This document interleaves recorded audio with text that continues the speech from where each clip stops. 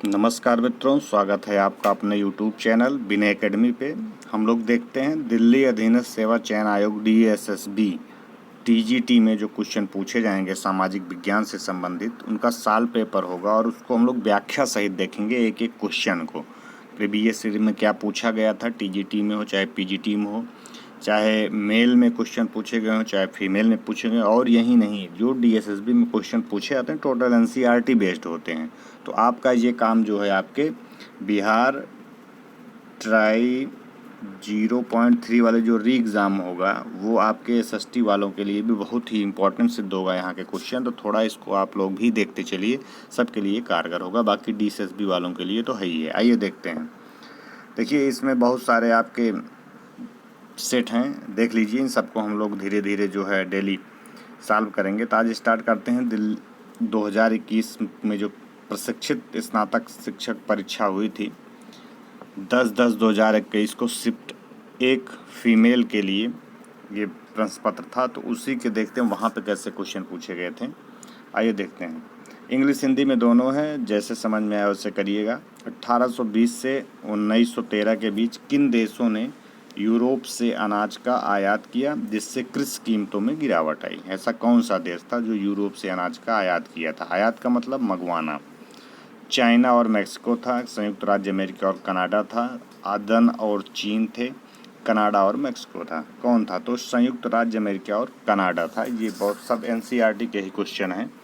1820 से 1913 के बीच संयुक्त राज्य अमेरिका और कनाडा ने यूरोप से अनाज का आयात किया जिससे कृषि कीमतों में गिरावट आई। दरअसल 19वीं शताब्दी में ब्रिटेन में कृषि कीमतों भारी गिरावट आई थी जिसके कारण अमेरिकी राज्यों ने यूरोप से अनाज का आयात किया था।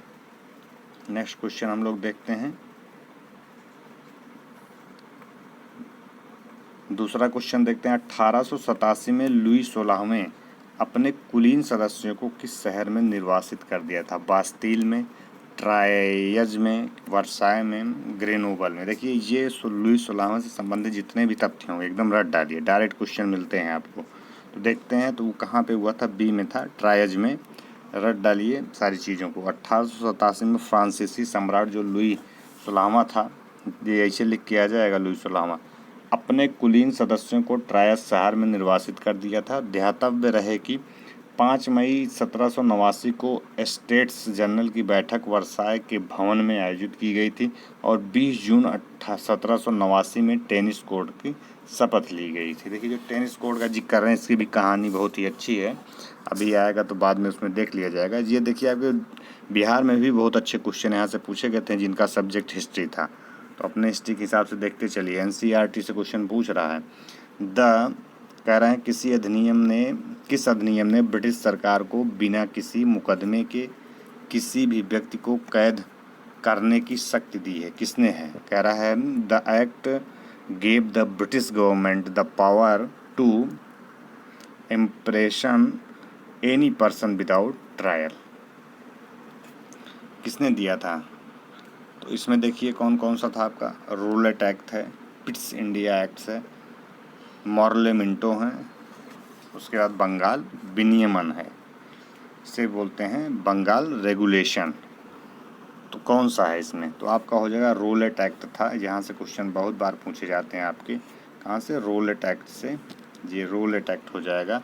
ये है क्या? ब्रिटिश सरकार द्वारा 1919 ईस्वी में डायरेक्ट पूछ लेता है।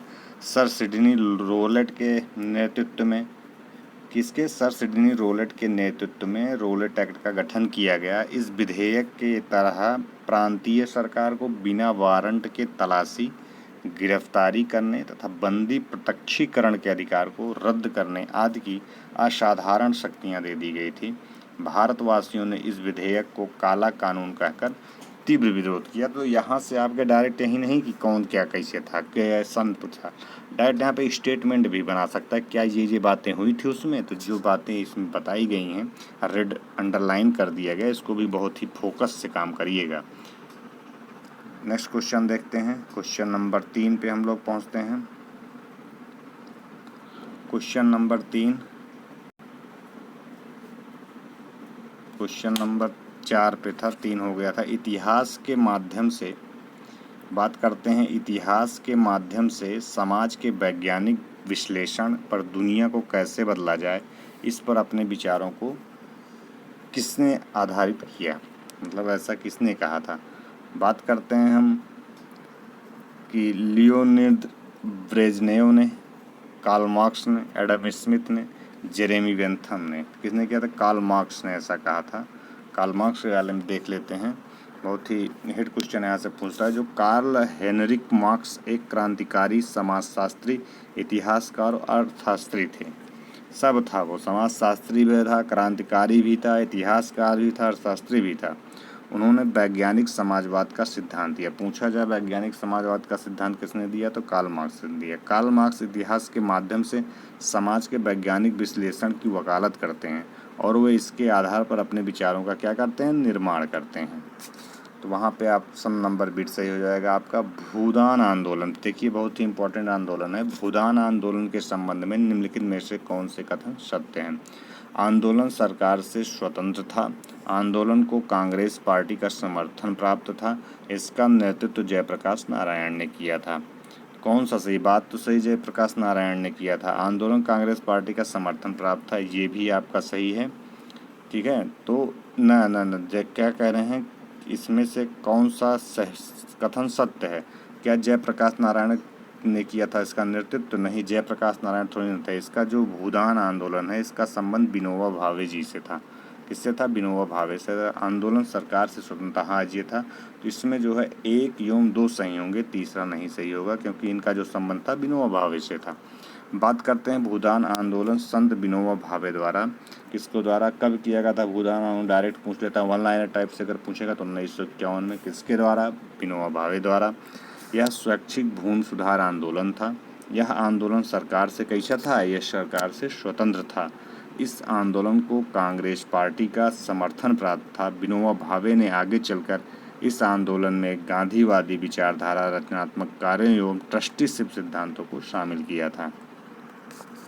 अगला देखते हैं, नेक्स्ट क्वेश्चन। हम लोग क्वेश्चन नंबर 6 पे चलते हैं। बात करते हैं फ्रांसीसी, किसमें? फ्रांसीसी क्रांति के संदर्भ में घटना वर्ष का निम्नलिखित में से कौन सा युग्म सही है?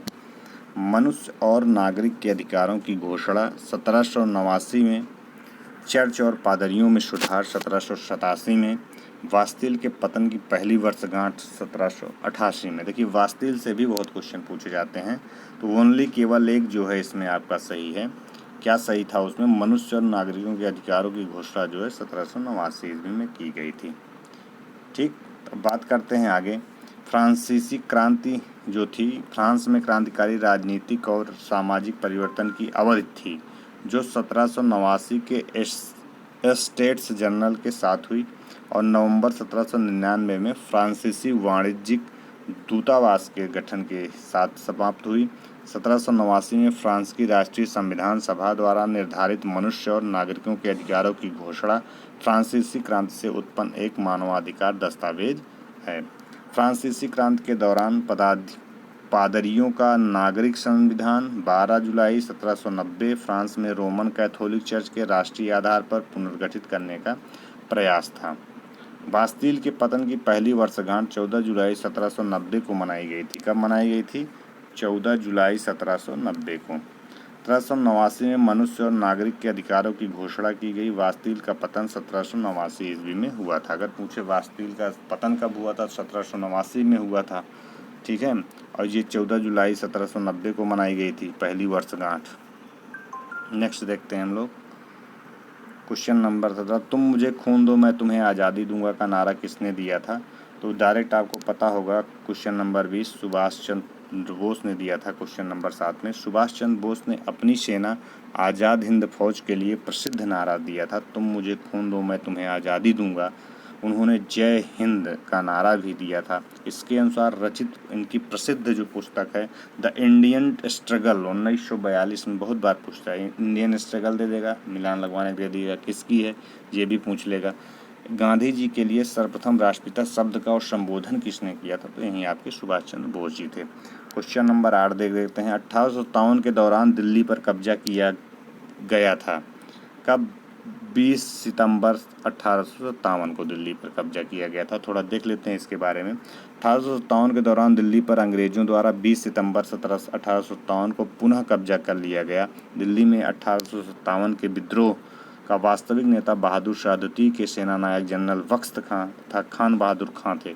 दिल्ली पर कब्जा करने के दौरान ही अंग्रेज कमांडर कौन था, जॉन निकलसन की मृत्यु हो गई थी। क्वेश्चन नंबर 9, 1930 का नमक सत्याग्रह आंदोलन का अंग क्या था। क्वेश्चन नंबर 10 तक हम लोग देखने की कोशिश करेंगे यार, कौन था उसमें। तो आपका क्वेश्चन नंबर सी हो जाएगा, सविनय अवज्ञा आंदोलन था।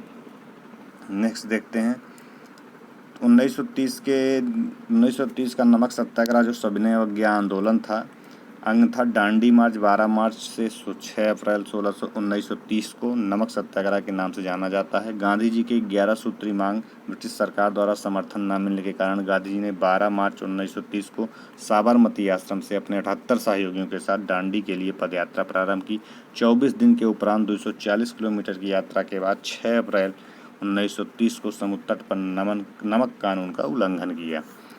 अगली बात करते हैं, खुदाई खिदमतगार आंदोलन का नेतृत्वकर्ता कौन था। तो खुदाई खिदमतगार का आंदोलन अब्दुल गफ्फार खान थे। ये खुदाई खिदमतगार आंदोलन का नेतृत्व अब्दुल गफ्फार खान थे। इसका जन्म पेशावर पाकिस्तान में 1890 को हुआ था। सविनय अवज्ञा आंदोलन के दौरान इन्होंने पश्चिमोत्तर सीमा प्रांत में खुदाई खिदमतगार संगठन की सहायता से लाल कुर्ती आंदोलन चलाया था। इन्हें सरहदी गांधी, सीमांत गांधी, बच्चा खां, बादशाह खां जैसे उपनामों से भी जाना जाता है। 1987 ईस्वी में भारत सरकार द्वारा इन्हें भारत रत्न की उपाधि दी गई थी। यह सम्मान प्राप्त करने वाले ये प्रथम विदेशी नागरिक थे। बहुत बार पूछता है। इनकी मृत्यु 1988 में हो गई थी। मित्रों, यह केवल 10 क्वेश्चन थे आपको बताने के लिए। यदि यह वीडियो अच्छा लगा हो इसे ज़्यादा से ज़्यादा शेयर और सब्सक्राइब करिए। हम लोग अब डेली इसी प्रकार से 10 क्वेश्चन, 20 क्वेश्चन, 25 क्वेश्चन, मतलब एक सेट को जितने जल्दी से जल्दी हो सके कवर किया जाएगा उसकी व्याख्या के साथ। और गारंटी है आप इतना तैयार करिए, यहीं से क्वेश्चन घूमेंगे, यहीं से डायरेक्ट क्वेश्चन मिलेंगे आपको। ज़्यादा कुछ नहीं पूछता, बस एनसीईआरटी जो पढ़ना था ये एनसीईआरटी की एक तरह से मान लीजिए निचोड़ है ये। हम मिलते हैं अपना दूसरे वाले वीडियो में, तब तक के लिए बहुत बहुत धन्यवाद मित्रों।